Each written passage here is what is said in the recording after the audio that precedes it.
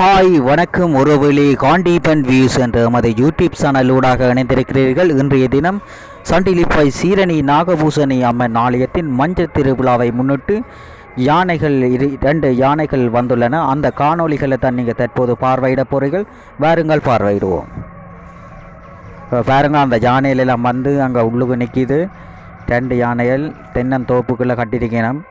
ரெண்டு யானையும் அதுக்கு ஓலைகள் போட்டு இப்போ சாப்பாட விட்டிருக்கணும். சின்ன சிறு பிள்ளைகள் பெரியவர்கள் என்று பெருந்திரளான மக்கள் வந்து வருகை தந்து கொண்டிருக்கிறார்கள்.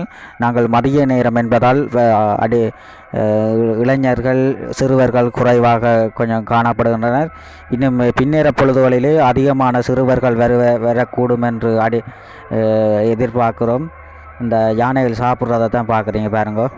வாருங்கள், அது தொடர்பான காணொளிகளை பார்வையிடுவோம்.